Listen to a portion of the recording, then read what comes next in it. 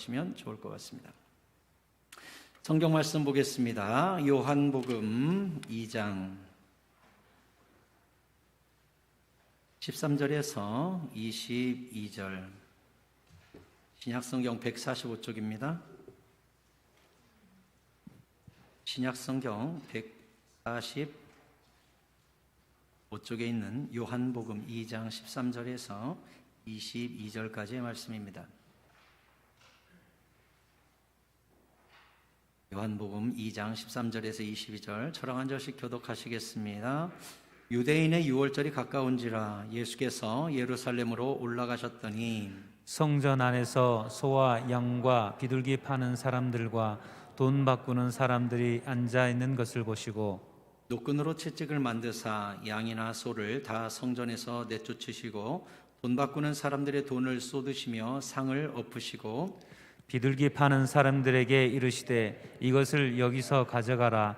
내 아버지의 집으로 장사하는 집을 만들지 말라 하시니 제자들이 성경 말씀에 주의 전을 사모하는 열심이 나를 삼키리라 한 것을 기억하더라. 이에 유대인들이 대답하여 예수께 말하기를 내가 이런 일을 행하니 무슨 표적을 우리에게 보이겠느냐. 예수께서 대답하여 이르시되 너희가 이 성전을 헐라 내가 사흘 동안에 일으키리라.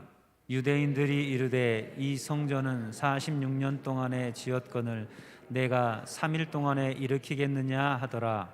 그러나 예수는 성전된 자기 육체를 가리켜 말씀하신 것이라. 죽은 자 가운데서 살아나신 후에야 제자들이 이 말씀하신 것을 기억하고 성경과 예수께서 하신 말씀을 믿었더라. 아멘. 할렐루야. 오늘도 주님께서 우리 교회와 성도들 가운데 큰 은혜와 복을 내려주실 줄 믿습니다. 우리 옆 사람과 인사하실까요? 잘 오셨습니다. 앞뒤로도 인사하시죠. 오늘도 은혜 많이 받고 가세요. 고맙습니다. 4월은 우리가 이 앞에 현수막도 걸려 있지만 고난이 있고 부활이 있습니다. 특세도 있고 다음 주일은 종려주일로 또 지키게 되고요. 부활주일도 있는 예수님의 십자가와 함께하는 한 달이 될 것입니다. 예수님의 십자가와 복음과 그 죽음과 고난과 부활이 우리 마음에 오기 전에 하나님이 우리에게 요구하고 있는 것이 있습니다. 오늘은 그 부분을 여러분께 말씀드리려고 합니다. 오늘 먼저 13절에 보니까 유대인의 유월절이 가까운지라 예수께서 예루살렘으로 올라가셨더니 이렇게 기록합니다. 유월절은 이스라엘의 새해가 시작되면 첫 번째로 다가오는 가장 큰 절기입니다. 이 유월절은 어디에서 유래가 되었는가? 이스라엘 백성들이 출애굽할 때 모세가 애굽 바로가 이스라엘을 놓아주지 아니하므로 10가지 재앙을 퍼붓게 되지요. 마지막 10번째 재앙이 이제 짐승과 사람을 불문하고 장자를 다 죽이는 장자 재앙을 내리게 됩니다. 그때 장자 재앙을 피한 사람이 있었으니 바로 어린 양을 잡아서 그 피를 내어가지고 그 피를 자기 집 출입구에다가 문 임방과 좌우 설주에 바른 집은 천사가 칼을 빼고 지나가다가 그게 하나님과 그 심판을 믿는 자들이 서로 맺은 신호지요. 어떤 신호요? 하나님은 피가 있는 집은 내가 넘어갈 거야. 그리고 그 말을 믿은 사람들은 피를 발라서 실제로 그 심판을, 그 진노를 넘어가게 한 그 날이 바로 유월절입니다. 이 유월절 누군가는 에이 그러겠어 하고 안 믿었다가 장자가 죽은 사람도 있을 것이고, 또 우리가 한번 상상해 봅시다. 이스라엘 사람들이 나중에 출애굽할 때 보면 수많은 잡족들이 함께 나왔다, 수많은 인종들이 함께 나왔다, 이렇게 기록하고 있거든요. 그러니까 애굽이 폭망하니까 따라 나온 사람도 있겠지만 그곳에서 자그만치 이스라엘이 오래 살다 보니까 400년을 살다 보니까 인간관계가 아무래도 사람들하고 많이 사귀어지게 되잖아요. 그러니까 그 사람들이 따라 나왔을 거예요. 그러면 이스라엘이 모세가 이제 다 죽는다, 장자 다 죽는다, 피 발라라 했을 때 이민족이라 할지라도 친한 사람한테 알려준 사람 있을까요, 없을까요? 있겠죠. 우리 하나님이 이제 내일 오늘 밤 피 없는 집은 장자 다 죽인대. 너 친구라서 내가 얘기하는 건데 내 말 믿고 한번 발러. 그런 사람도 있었을 거예요. 그 사람들은 장자 죽었을까요, 안 죽었을까요? 안 죽었어요. 그게 하나님과의 언약의 능력이에요. 그 신호만 있으면 그 집은 안 죽이는 거예요. 말씀드렸듯이 문 임방과 좌우 설주에 피를 바름으로 임방에서도 피가 밑으로 뚝뚝 떨어진단 말이죠. 그럼 이것 자체가 뭘 보여주는 거예요? 십자가를 보여주는 거예요. 그래서 예수님이 좌우에 못을, 발에 못을, 머리에 가시관을 쓰심으로 이 유월절 어린 양의 피를 십자가로 완성하신 거예요. 오늘날에도 이 유월절 어린 양의 피가 묻어있는 사람은 지옥의 칼날을 피하게 됩니다. 아멘입니까? 여러분들은 예수 그리스도의 머리와 손과 발에서 흘리신 피가 바로 유월절 어린 양의 피요, 그 피가 내 죄를 패스오버, 유월 넘어가게 만드는 신호라는 사실을 믿으시기 바랍니다. 천국은 내가 죄를 안 짓기 때문에, 죄보다는 착한 일을 많이 하기 때문에 가는 곳이 아닙니다. 천국은 누가 가냐? 피가 묻어있는 사람이 저주를 면하고 천국에 가는 것입니다. 그러면 우리가 여기 예수님의 피가 있다면 바를 텐데 없잖아요. 어떻게 바르냐고요? 그걸 성경에서 뭐라 그래요? 믿음이라고 하는 거예요. 어떤 믿음이요? 2000년 전 골고다 언덕 위에서 예수 그리스도께서 십자가에 못 박혀 죽으신 것은 내 죄를 용서하기 위한 어린 양의 피가 묻은 사건이라는 사실을 믿으시기 바랍니다. 나 때문에 예수님이 죽었습니다. 믿으시기 바랍니다. 그 사람은 천국 가는 것입니다. 그런데 그게 나하고 무슨 상관이야? 한 사람은 지옥불에 떨어지는 거예요. 심지어 예수님이 못 박힐 때 양쪽에 강도들이 있었잖아요. 거기서도 천국과 지옥이 갈라졌습니다. 한 사람은 뭐라 그랬어요? 주여, 당신의 나라가 임하실 때에 나를 기억하옵소서. 오늘 네가 나와 함께 낙원에 있으리라. 그 사람은 예수의 피가 자기 죄 때문인 걸 사형 현장에서 믿고 천국 갔어요. 한 사람은 예수야, 네가 메시아라며, 너도 구원하고 나도 좀 구원해봐. 소리 빽빽 지르다가 지옥불에 떨어졌어요. 그 5분이, 그 1시간이 영원한 운명을 갈라버렸다고요. 그래서 저는 누가 임종한다, 누가 돌아가시려고 한다, 근데 예수 안 믿는다, 달려갑니다. 죽기 전에 예수 믿읍시다. 왜? 십자가 강도도 죽기 직전에 영접하고 천국 갔잖아요. 그러니까 막 달려가는 거예요. 지금도 저는 선명하게 기억나요. 제가 부산에서 사역할 때 경주에 있는 병원에 누가 말기 간암으로 돌아가시는 거예요. 긴급히 달려갔죠. 침상에 누워있는데 복수가 얼마나 찼는지 침상 밖으로 흘러내려요, 배가.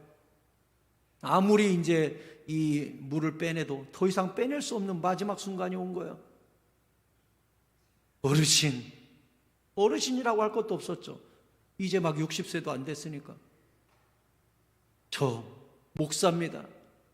제가 분명히 지금 말씀드릴게요. 선생님, 곧 죽어요. 고개를 끄덕끄덕 합니다. 하지만 영원히 사는 법을 제가 가르쳐 드릴게요. 앉아보세요. 몸을 막 겨우겨우 일으키셨어요. 예수를 영접시키는데 눈물이 쭉 흘러요. 아멘. 그리고 3일 있다가 돌아가셨어요. 지금도 그 아내분이, 권사님이 이제 되셨는데 지금도 연락을 해요. 통화하면 목사님, 제가 목사님을 어떻게 잊어요? 지금도 남편 생각하면 목사님 생각이 나고 눈물이 나요. 나중에 자기 아들 결혼할 때도 목사님 오세요. 딸 결혼할 때도 목사님 우리 딸 결혼해요. 목사님 기도받고 결혼해야죠.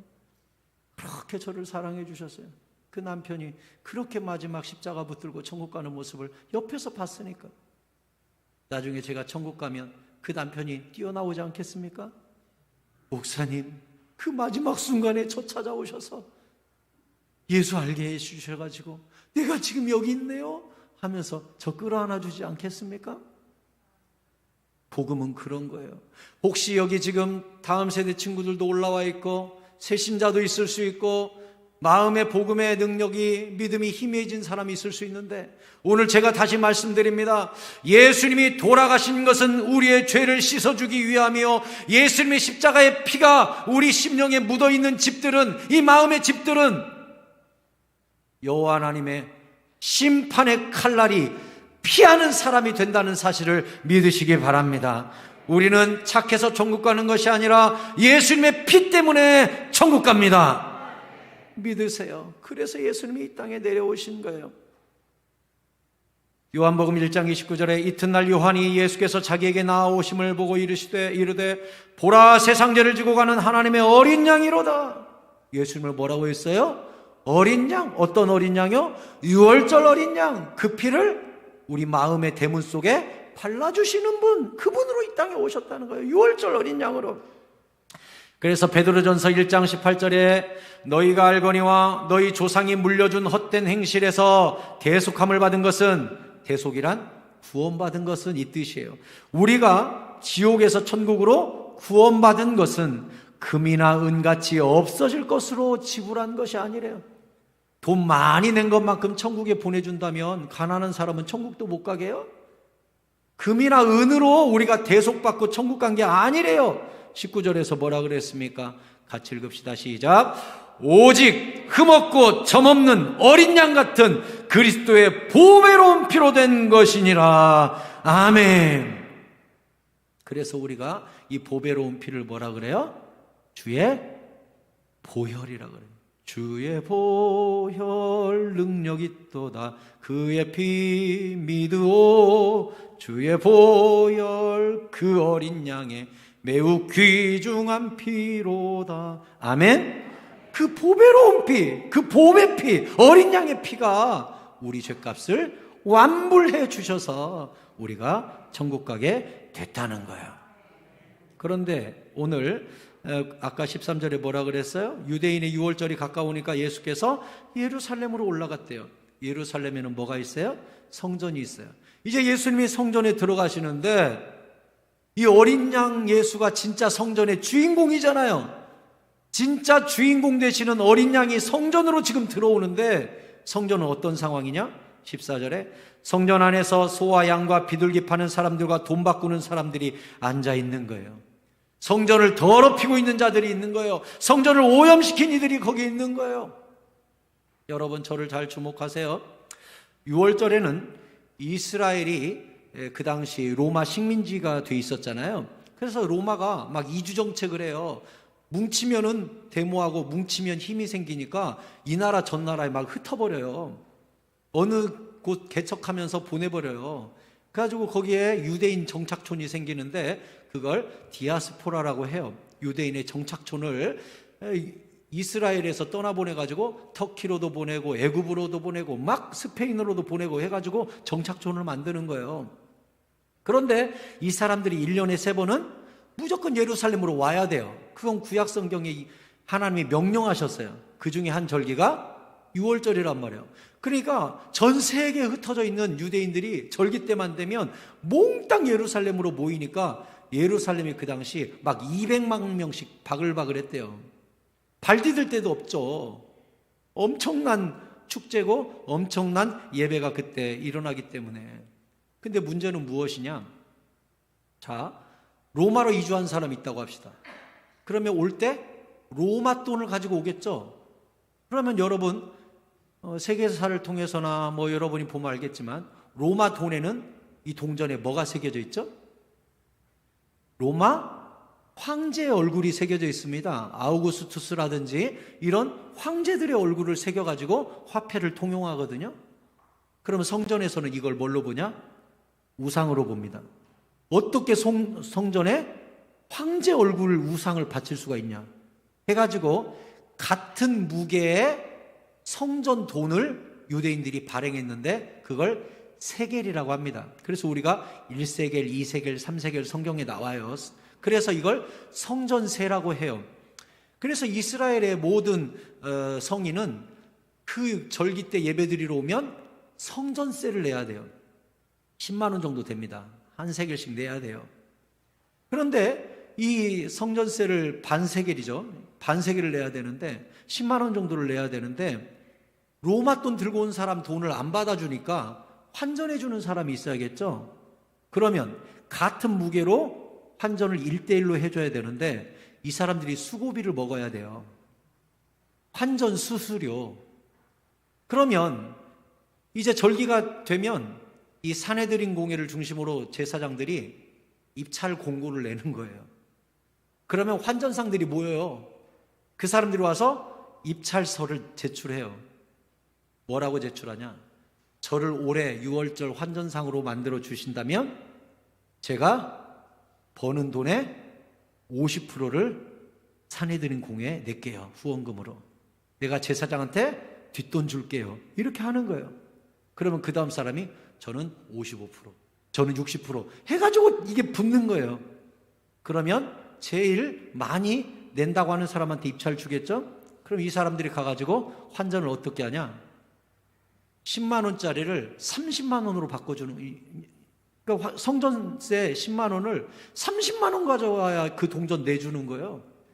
폭리를 취하는 거죠. 이걸 환전해주면서. 그것뿐이에요? 양도 마찬가지예요. 오면 양을 바쳐야 되거든요. 양을 바칠 때 양을 이렇게 끌고 왔는데 제사장들이 막 탈락시켜요. 눈곱이 꼈네? 탈락. 약간 쩔름거리는 것 같네? 탈락. 똥딱지가 붙었네? 탈락. 그러면 먼 곳에서부터 양 끌고 왔는데 양을 바치질 못해요. 제사를 못 드려요. 그러면 이 양 싸게 팔고 얼른 새 양을 사야겠죠. 요세푸스가 기록한 당시 6월절 상황을 뒤져보면 뭐라고 돼 있냐? 그때 양값이 폭등하는데 10배, 100배까지, 10배까지 받는 사람들이 있었고 실제로 양이 팔렸다는 거예요. 그러면 거기서도 양 판매상들이 또 입찰 들어옵니다. 산헤드린 공회와 대제사장에게 나를 양 판매상으로 올해 지정해 주시면 수수료를 얼마 드리겠습니다 하면서 10배로 뛰는 거예요. 그리고 그 사람 거 양은 아무개한테 샀다고만 하면 제사장이 다 패스시켜주는 거예요. 합격. 누구한테 산 건데요? 합격. 그 양은 다 합격시켜줘 버리는 거예요. 이게 바로 뒷돈이 오가는 결탁되어 있는 구조로 되어 있었습니다. 성전이 완전히 장사판이고 강도의 소굴이 되어 있었던 것이죠. 예수님이 이것을 보고 굉장히 화를 내셨습니다. 여러분, 우리는 성전을 장사터로 만든 이 사람들을 보며 참 나쁜 사람들 합니다. 그것뿐입니까? 진짜 어린 양이신 예수 그리스도를 팔아먹은 나쁜 장사꾼도 있었습니다. 누굽니까? 가룟 유다입니다. 요한복음 13장 2절에 보면 마귀가 벌써 시몬의 아들 가룟 유다의 마음에 예수를 팔려는 생각을 넣었더라. 어린 양 예수 그리스도를 팔아먹는 장사꾼. 마태복음 26장 15절에 내가 예수를 너희에게 넘겨주리니 얼마나 주려느냐 하니 그들이 은 30을 달아줬다 그랬습니다. 유다가 예수님 팔아먹고 은 30 받았거든요. 그 당시 은 30은 로마 식민지 중에 노예 한 사람 값이 은 30이었습니다. 예수님을 노예 한 사람 값에 팔아먹은 것입니다. 우리는 성전 안에 있는 양 장사꾼과 예수님 12제자 중에 들어있는 악한 예수 그리스도의 어린 양을, 예수 그리스도 어린 양을 팔아먹은 악한 가룟 유다를 바라보면서 나쁜 놈들 이렇게 분노합니다. 하지만 우리가 그렇게 비판할 자격이 있는지 우리 마음 성전을 우리도 돌아보아야 합니다. 우리 마음속은 깨끗합니까? 정말 순전한 마음으로 예배하기 위해서 여기 와 있습니까?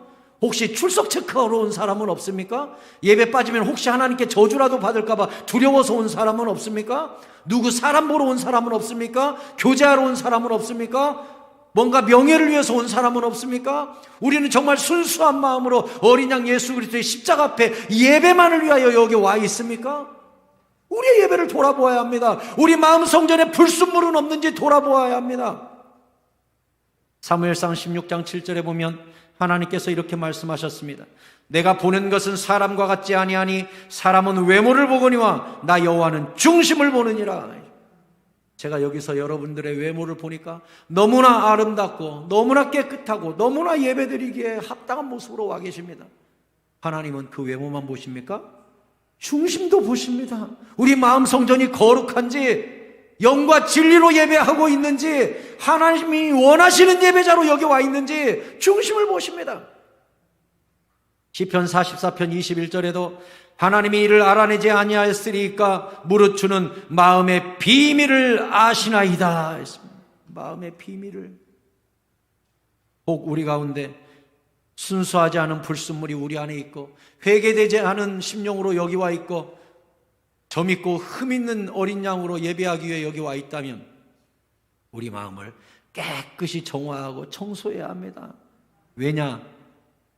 청소하지 않으면 주님의 심판의 채찍이 임하기 때문에 그래요. 15절에 예수께서 노끈으로 채찍을 만드사 양이나 소를 다 성전에서 내쫓으시고 돈 바꾸는 사람들의 돈을 쏟으시고 상을 엎으시고 비둘기 파는 사람들에게 이르시되 이것을 여기서 가져가라. 내 아버지의 집으로 장사하는 집을 만들지 말라 하시니 제자들이 성경 말씀에 주의 전을 사모하는 열심히 나를 삼키리라 한 것을 기억하더라. 아멘.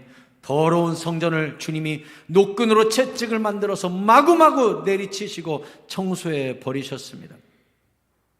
여러분, 우리 마음 성전을 계속 더럽히고 순전하지 못한 마음으로 예배하면 남아있는 게 뭐냐?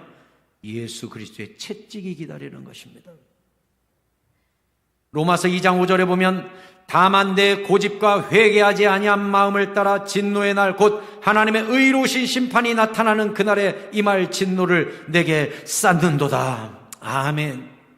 여러분, 고집스럽게 죄를 저지르고 고집스럽게 회개하지 아니하면 진노의 날, 의로우신 심판이 나타나는 날 큰 진노가 채찍이 그 사람에게 임한다 그랬어요. 고린도전서 3장 16절에는 너희가 하나님의 성전인 것과 하나님의 성령이 너희 안에 계시는 것을 알지 못하느냐? 누구든지 하나님의 성전을 더럽히면 하나님이 그 사람을 멸하시리라. 하나님의 성전은 거룩하니 너희도 그러하니라. 아멘. 주님이 뭐라고 하셨습니까? 네가 예수 믿어서 이 안에 성령님이 계시다면, 그 성령님이 믿음을 줘서 너가 예수를 믿게 됐다면, 십자가의 피로 말미암아 내 죄가 용서받았다는 사실을 믿는다면 네 안에 성령이 계신 게 맞는데, 그렇다면 성전을 더럽히는 자가 되어서는 아니 된다. 마음에 죄악을 쌓아서는 안 된다. 회개에 합당한 열매를 맺어야 된다. 성전을 더럽히면 하나님이 그 사람을 멸하신다. 주님이 경고하고 있습니다. 여러분 마음에 오직 성령과 말씀과 은혜와 감사가 가득한 깨끗한 성전을 유지할 수 있게 되기를 바랍니다. 하나님의 백성이라면 거룩한 성전지기가 되어야 합니다. 거룩을 지켜야 합니다. 우리 마음속에 불순물이 없어야 합니다. 우리 마음에 우상이 없어야 합니다.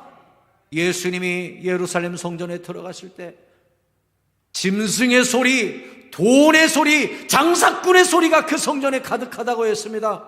여러분 마음 성전의 주인은 무엇입니까? 돈입니까? 욕망입니까? 쾌락입니까? 오늘 회개하시기 바랍니다. 그러면 안 돼요. 우리 마음 성전의 주인은 오직 예수 그리스도가 되셔야 합니다. 어린 양 예수 그리스도가 우리 마음의 유일한 임금이 되셔야 합니다. 아직도 고집스럽게 끊지 못하는 습관적인 죄악이 있다면 예수 그리스도의 이름으로 끊으시기 바랍니다. 베드로후서 3장 9절에 주의 약속은 어떤 이들이 더디다고 생각하는 것 같이 더딘 것이 아니라, 무슨 약속인 줄 알아요? 예수님이 다시 재림한다는 약속이에요. 근데 지금도 예수님 안 오셨으니까 언제나 오시려나? 여러분 더딥니까? 왜 더딜까요? 오직 주께서는 너희를 대하여 오래 참으사 아무도 멸망하지 아니하고 다 회개하게 이르기를 원하시느니라. 아멘. 하나님이 왜 늦게 오셔요? 예수님이 왜 늦게 재림하셔요? 한 사람이라도 더 회개하고 천국 가라고 늦게 오신대요. 여러분, 이 회개의 기회를 놓쳐서는 안 돼요.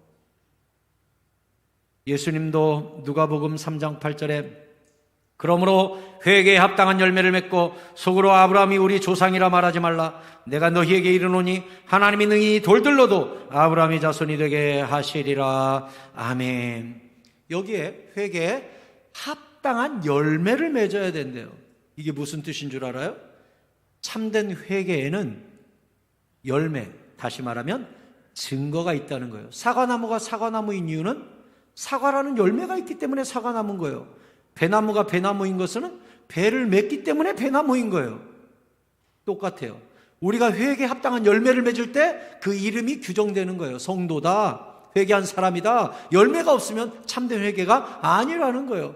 아무리 성전에 나와서 기도하면서 저는 죄인입니다, 용서하여 주시옵소서 하고 돌아가서는 삶에 아무런 증거와 아무런 열매가 없는데 어떻게 그 사람이 회개한 사람입니까? 그래서 에베소서 4장 22절에는 이렇게 말씀해요. 너희는 유혹의 욕심을 따라 썩어져가는 구습을 따르는 옛사람을 벗어버리고, 이게 뭐죠? 회개하고 옛사람을 벗는 회개를 하고, 23절 오직 너희의 심령이 새롭게 되어, 이제 새로워져야죠. 회개했으니까 새로워져요. 그래서 하나님을 따라 의와 진리의 거룩함을 지으심은 받은 새 사람을 입으라. 옛사람을 버리고 새 사람을 입어요. 그러면 새 사람을 입으면 증거가 있다는 거예요. 25절에 그런즉 거짓을 버리고 각각 그 이웃과 더불어 참된 것을 말하라. 자, 내가 거짓말을 잘해요. 하나님께 회개합니다. 주여, 제가 거짓말을 했습니다. 용서하여 주시옵소서. 회개기도 끝났으면 내려가서 뭐 하라는 거예요? 그날부터 참된 것을 말하라는 거예요. 이제 거짓말하지 말고 그날부터 참된 말을 하라는 거예요. 이 참된 말을 하는 걸 뭐라고 하냐? 회개의 열매라고 하는 거예요. 아니, 여기 와서 거짓말해서 죄송합니다 회개하고 내려가서 또 거짓말하면 그건 가짜죠. 열매가 없는 회개죠. 그것은 회개라고 하지 않는 거예요. 뉘우친 거라고 하는 거지. 후회한다고 하는 거지. 후회하고 뉘우친 거지 회개가 아니에요. 성경적인 회개는 돌이켜서 거짓말하던 자가 참된 것을 말할 때 회개한 거예요. 회개 열매를 맺은 거예요. 그뿐입니까? 26절에 분을 내어도 죄를 짓지 말며 해가 지도록 분을 품지 말고 마귀에게 틈을 주지 말라. 도둑질하는 자는 다시 도둑질하지 말고 돌이켜 가난한 자에게 구제할 수 있도록 자기 손으로 수고하여 선한 일을 하라. 자, 내가 도둑놈이에요.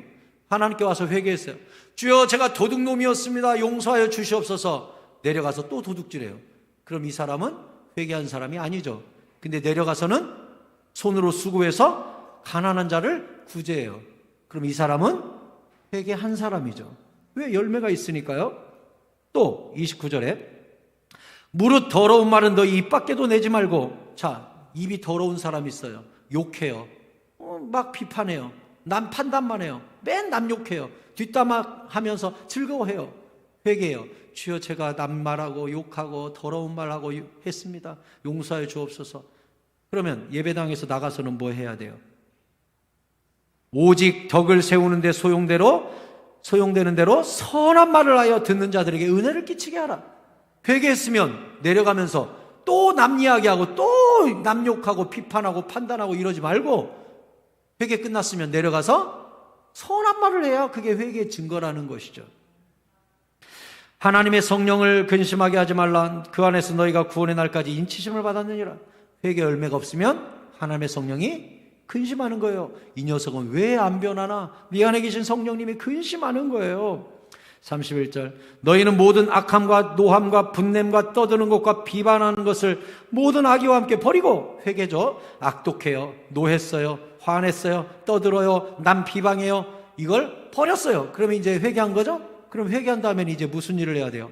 32절에 서로 친절하게 하고 불쌍히 여기고 용서하고 하나님이 그리스도 안에서 너희를 용서하신 것 같이 살기 위해 노력하는 열매를 맺는 거예요. 이게 진짜 회개인 거예요. 여러분, 성도들의 문제가 뭔 줄 압니까? 회개하면 되지 뭐 하고요, 실컷 죄 지어요. 죄 지으면서도 내가 회개하면 용서받는데 뭐, 그건 회개가 아니에요. 계속 말씀드리지만 뉘우치는 거예요. 후회하는 거예요. 천국은요, 회개에 합당한 열매를 맺는 자가 가는 거예요. 내 죄가 예수님을 그렇게 고통스럽게 십자가에서 죽인 거라면 내가 또 죄를 지어서 예수님을 또 십자가에 못 박을 수는 없어 하고 죄를 멀리하고 회개에 합당한 열매를 맺고자 발버둥치는 것이 성도의 삶 아니겠습니까? 그런데 여전히 회개라고는 이 말과 혀로만 해놓고 내려가서는 하나도 안 변하면 그게 회개의 사람입니까? 그 사람에게는 하나님의 진노의 채찍이 임하는 거예요. 다람쥐 쳇바퀴 돌듯이 삶은 변하지 않고 끊임없이 입술로만 잘못했습니다 하고 돌아가서는 똑같이 도둑질하고 똑같이 악한 말하고 똑같이 음란하고, 그럼 하나님은 가만히 있겠어요? 결국은 노끈으로 채찍을 만들어서 성전 정화 사건을 일으킬 수밖에 없잖아요. 사랑하는 성도 여러분, 행함이 있는 믿음, 열매가 있는 회개, 말과 혀로만 사랑하는 것이 아니라 행함과 진실함이 있는 참된 성도들, 참된 회개자, 참된 예배자들 여러분 모두 될 수 있기를 축원합니다. 축원합니다. 결단하셔야 돼요. 오늘부터 내가 끊는다. 결단해야 돼요. 결단. 성령 충만 받지 아니하고 결단하지 아니하면 아무 일도 일어나지 않아요. 결단해야 돼요. 내가 오늘부터 그거 끊는다. 내가 습관적인 죄야, 그거만큼 내가 오늘 끊는다. 내가 입술을 지킨다, 생각을 지킨다, 내 눈을 지킨다. 하와도 어땠습니까? 보암직하고 먹음직한 거에 홀려가지고 따먹었잖아요. 우리 눈 조심해야 돼요. 음란한 거, 악한 거, 반짝거리는 거, 사치스러운 거, 먹음직스러운 거 쳐다보다가 얼마나 많이 죄를 짓는 줄 알아요? 큰 차, 좋은 집, 멋진 거 쳐다보다가, 반짝거리는 거 쳐다보다가 얼마나 죄를 짓고 질투하고 비교하고 낭망하고 하나님 원망하는 죄를 짓는 줄 알아요? 눈 지키고 마음 지키고 영혼을 지켜야 돼요. 악한 습관에서 떠나야 돼요. 그래야 감사가 오고 평안이 온다고요. 회개에 합당한 열매가 여러분 가운데 임하기를 바랍니다. 성전의 주인은 예수님입니다. 18절에 이에 유대인들이 대답하여 예수께 말하기를 네가 이런 일을 행하니 무슨 표적을 우리에게 보이겠느냐? 예수께서 대답하여 이르시되 너희가 이 성전을 헐라 내가 사흘 동안에 일으키리라. 유대인들이 이르되 이 성전은 46년 동안에 지었거늘 내가 3일 동안에 일으키겠느냐 하더라. 그러나 예수는 성전된 자기 육체를 가리켜 말씀하신 것이라. 죽은 자 가운데서 살아나신 후에야 제자들이 이 말씀하신 것을 기억하고 성경과 예수께서 하신 말씀을 믿었더라. 아멘. 예수님이 이 성전 헐어라 내가 3일 만에 일으키리라. 결국 그들은 예수님을 십자가에 못 박여서 성전 대신 예수님을 죽이죠. 그리고 예수님은 3일 만에 살아나심으로 그 성전을 회복하십니다. 요한계시록 21장 22절에 보면 사도 요한이 천국에 가거든요. 천국에서 새 예루살렘을 봤다 그랬어요. 거기에 새 예루살렘이 있으니까 사도 요한은 당연히 예루살렘에서 뭘 찾으려고 할까요? 성전을 보고 싶었어요. 왜? 새 예루살렘이 있으니까 와 여기에 성전이 있나? 하고 성전을 보려고 했어요. 그런데요 22절에 보니까 성 안에서 새 예루살렘 성이거든요. 새 예루살렘 성 안에서 내가 성전을 보지 못하였으니 왜 성전이 거기 없었을까요? 이는 주 하나님 곧 전능하신 이와 및 어린 양이 그 성전이심이라. 아멘. 여러분 천국에 가면요 성전 없습니다. 왜 없는 줄 아세요? 하나님과 예수님이 성전 그 자체예요. 그리고 천국 자체가 성전입니다. 그래서 성전이 따로 없어요. 성전은 구별된 곳, 거룩한 곳이잖아요. 천국 자체가 구별되고 거룩한 곳이 되는 거예요. 그러니 천국에는 성전이 없어요. 천국이 통째로 성전입니다. 우리는 그곳에 앞으로 가게 될 거예요. 그 성전이신 예수님이 성령으로 우리 마음속에 계시잖아요. 그러니 이 마음속에 더러운 것을 몰아내고 거룩하신 예수님을 우리가 모셔야 되는 거 아니에요? 다음 주는 종려주일입니다. 예수님이 나귀를 타고 예루살렘 성에 입성하세요. 제가 다음 주에 설교할 거예요. 그 거룩하신 성령님이 우리 마음 성전에 성령으로 예수님이 이렇게 나귀를 타고 들어오시는데 성전에서는 돈 바꾸는 돈의 소리, 짐승의 소리, 탐욕의 소리가 우글우글거리면 주님이 어떻게 들어오시냐고요. 여러분 마음속에 혹시라도 짐승의 소리가, 동전 바꾸는 돈의 소리가, 욕망과 탐욕의 소리가 이 안에 가득하다면 이번 한 주일은 다음 주 예수님의 종료주일을 맞이하여 마음 성전을 깨끗하게 정화시키고 깨끗하게 회개의 열매를 맺음으로 말미암아 예수 그리스도를 영접할 준비를 하는 한 주가 될 수 있기를 바랍니다. 같은 사건을 기록한 마태복음 21장 13절에 예수님은 이렇게 말씀하셨습니다. 그들에게 이르시되 기록된 바 내 집은 기도하는 집이라 일컬음을 받으리라 하였거늘 너희는 강도의 소굴을 만드는도다 하시니라. 아멘. 그 짐승 다 내쫓으면서 이 강도들아, 성전에 기도 소리가 나야 되는데 짐승의 소리로, 돈의 소리로, 장사꾼의 소리로, 강도들의 소리로 가득 채웠구나 이 악한 놈들아 하고 주님이 쫓아냈다는 거예요. 예수님께서 여기서 성전에서 흘러나와야 될 소리가 뭐라고 가르쳐 주셨어요? 기도하는 소리가 흘러나와야 된대요. 여러분, 회개에는 뭐가 있어야 된다고 제가 말씀드렸습니까? 합당한 열매가 있어야 된다 그랬죠? 그러면 여러분이 마음에 회개를 하고 성전 청소를 한 증거가 뭘로 나타날까요? 목사님 설교 말씀 듣고 제가 마음 청소했어요. 제 마음속에 가득한 다른 우상들 다 청소했어요. 동전 소리, 탐욕 소리, 짐승 소리 다 몰아냈어요. 그러면 그 증거를 무엇으로 보여야 됩니까? 회복된 성전에는 뭐가 일어난다고요? 기도가 있다고 그랬어요. 내 아버지 집은 기도하는 집이라고 했기 때문에 여러분 기도를 회복하시기 바랍니다. 여러분이 성전이라는 증거는 기도입니다. 기도 생활 안 하는 사람은 성전 아니에요. 예배를 멀리하는 사람, 이 안에 성전 없는 사람이에요. 예배 자꾸 안 드리려고 하고 교회로부터 멀어지는 사람은 이 안에 성전이 무너진 사람이에요. 코로나니 오미크론이니 여러 건강에 대한 염려, 직업에 대한 염려로 우리가 예배로부터 멀어지고 있는데 진짜 거듭난 사람이라면, 진짜 성령으로 거듭난 사람이라면, 진짜 회개에 합당한 열매를 맺은 사람이라면 그것을 뚫고 예배를 가까이 합니다. 왜? 성전은 기도하는 집이라고 했기 때문에 거듭난 사람은 본능적으로 예배에 끌리거든요. 디모데전서 4장 5절을 같이 읽겠습니다. 디모데전서 4장 5절 같이 읽겠습니다. 시작. 하나님의 말씀과 기도로 거룩하여짐이라. 아멘. 우리 마음이 성전이라고 그랬죠? 그럼 이 마음 성전에 아까 예수님이 말씀하신 기도 소리와 그 다음 말씀이 있을 때 마음 성전이 성전다움을 회복하는 것인데, 여러분 저를 보세요. 기도란 무엇입니까? 자, 땅에서 하늘로 올라가는 것이 기도죠. 말씀은 무엇입니까? 하늘에서 땅으로 내려오는 것이 말씀이죠. 그러면 마음 성전에 말씀과 기도로 거룩해진다, 이 말은 무슨 뜻인가요? 이 마음 속에 하늘과 땅이 소통하고 교제하고 있을 때 건강한 성전이다, 이렇게 말씀하시는 거예요. 그러면 진짜 건강한 성도는 어떤 성도입니까? 나는 하늘을 향하여 끊임없이 기도하고 주님과 대화하고, 주님은 끊임없이 성경 말씀으로 나에게 말씀해 주실 때 이 마음 성전이 온전한 성전이 되는 거라고 가르쳐 주는 거예요. 여러분, 그건 한마디로 이야기하면 예배라고 할 수 있을 것입니다. 예배가 이루어질 때 성전이 성전다움을 회복하는 것이잖아요. 여러분 삶에 기도와 예배가 있는, 이 말씀이 있는 참된 예배가 회복됨으로 말미암아 거룩한 성전이 성전다움을 회복하는 은혜가 여러분과 함께 하기를 바랍니다. 말씀을 맺겠습니다. 아무리 금으로 만든 그릇이 있다 할지라도 무엇을 담기 전에는 금그릇이죠.